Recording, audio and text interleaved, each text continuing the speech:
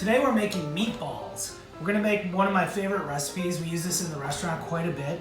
It's got our local Fraboni sausage and then some local lamb from Pin Oak Ridge Farms in Delavan, Wisconsin. My wife Michelle is here. She's a championship meatball roller. In fact, all the meatballs we have on the menu right now, we have a veal meatball. She rolled every single one of them. So I'm gonna mix these all up and we're gonna have her do the kind of putting it all together and rolling them out into meatballs. So we're gonna take equal parts of our sausage. It's a pork sausage with fennel and a little bit of chili. And then this delicious ground lamb from Pin Oak Ridge Farms. And equal parts of that. You can kind of start moving that around, mixing it all together. And a few things I'm gonna season it with are some fennel seeds. I like it spicy, so do you, don't you? Yes, of course. And we want some chili flake. We're gonna break 3 eggs into there. So just keep it moving. We're gonna add some cheese. And then I'll show you a little secret we use at the restaurant for keeping the meatballs light. Now meatballs were traditionally a peasant dish, and you were stretching that meat to feed more people than you normally could. So they stretch it out with a lot of bread. And also the bread makes the meatballs really light. So I took half of a baguette, took the crust off and kind of tore it up. I'm gonna soak it for a few minutes in some milk. We'll get it all soaked up in there, and then we'll strain it, and that will help give a lot of levity to our meatballs. Also, Would you promise? oh, I'd love to put yours up.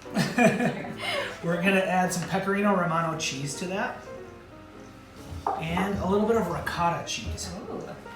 Sounds good, doesn't it? So you could use cottage cheese? You could, a small curd cottage cheese if you wanted to, and you could use Parmesan, really any hard grating cheese. I like a little bit of fresh rosemary as well. I'm gonna strip that off this woody branch and just chop it up real nice. So I have to chop this up pretty fine because these needles are very coarse. Oh, it smells so nice.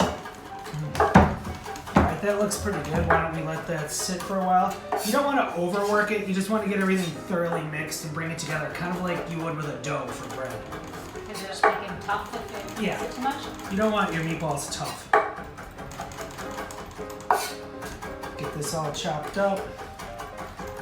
And then what we're going to do is mix these up, and then we're going to cook them in a sauce and braise them in the oven for about 2 hours. So keep mixing that up. We want our bread to kind of soften.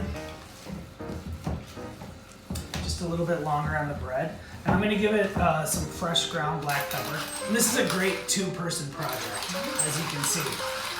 Yeah, every time I came to roll them at the restaurant, you said 2-person project and then you walked away. Yeah. I made the mix, you rolled the meatballs. A little bit of salt.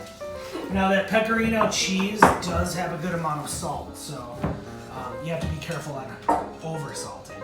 Then we're gonna take the bread, drain that, and squeeze some of the milk out of the bread, and now mix that through, and then we'll be ready to start rolling meatballs.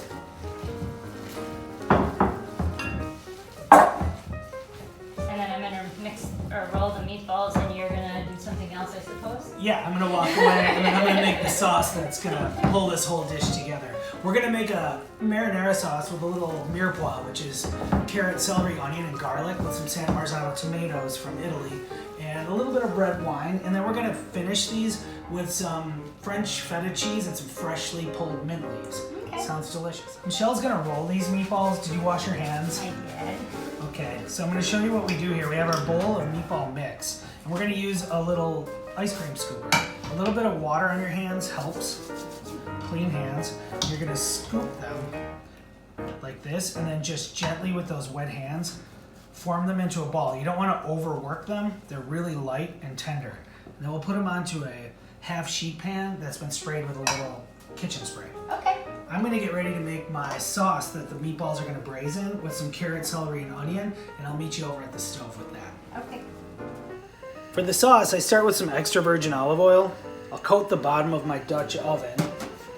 Then I'm gonna add my carrot, celery, and onion, my mirepoix.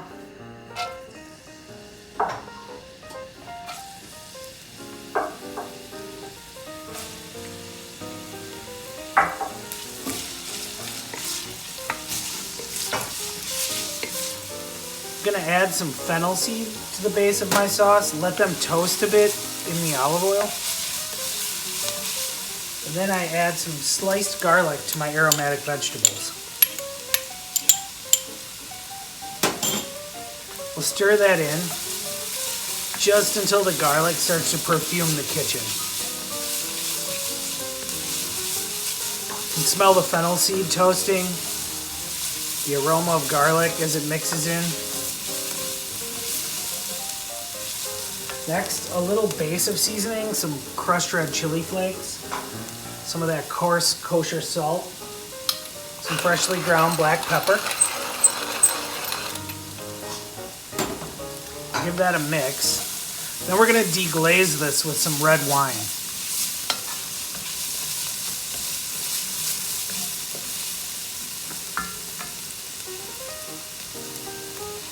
Maybe twice around with our red wine. Let that start to reduce.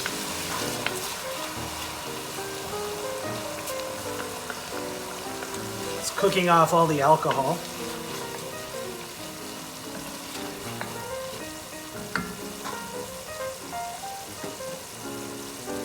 Then we'll add about 1.5 cups of our quick chicken stock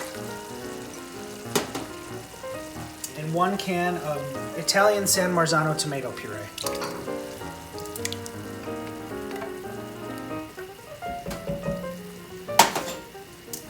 We'll stir that and bring it up to a simmer.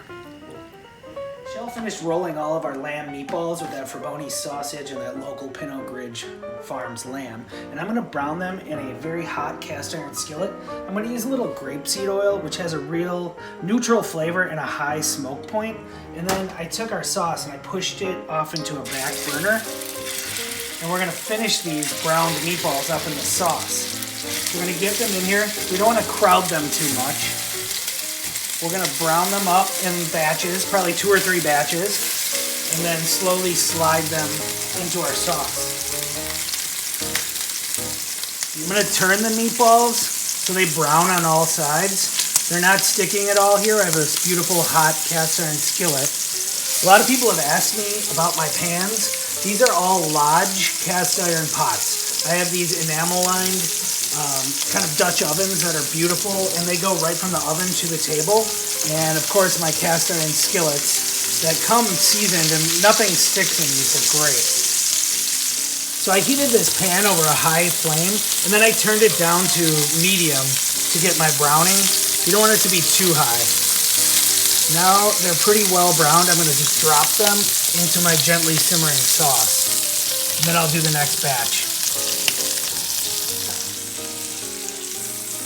So I'm gonna put the last of my lamb meatballs into this gently simmering sauce. I'm gonna just stir them in until they're coated. Bring that heat up. I wanna return it to a simmer. Make sure everything's coated without breaking up any of those meatballs. I'm gonna put the lid on these meatballs, and then I'm gonna pop them into a 325-degree oven for about 2 hours. Then I can walk away, come back, and dinner is ready. I'm just snipping some microgreens that are gonna go with a simple salad to complement our really rich lamb meatballs. These are compliments of Scott Williams from Garden to Beef Farms. He's the very first farmer that we started working with 20 years ago, and he dropped these off just so I could have them to cook with, because he's still selling all of his greens throughout the coronavirus lockdown. And you can get in touch with him at gardentobee.com. It's at gmail.com. And we have some beautiful pea shoots that are really nice and sweet that he's growing, and we're going to use that in a simple salad with just some good red wine vinegar and olive oil. And then these spicy different mustard greens and mizuna, some kohlrabi greens, and these are going to garnish our meatballs.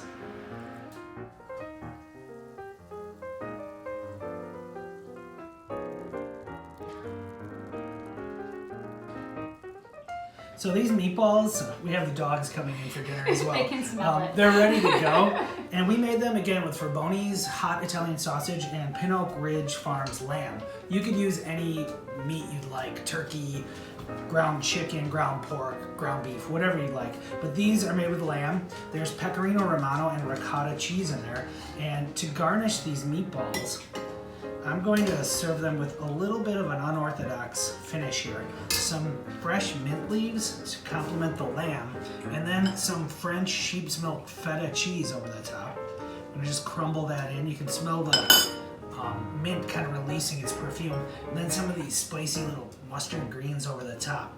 And that's how our meatballs are going to be served. I think it'll be delicious. Looks great. And it gets a lot of the spice from the Fraboni sausage too, Yeah, right? the sausage. We added a little bit of chili flake to it, but it should be really good with the lamb and the pecorino and then that feta cheese. So give them a try. Okay.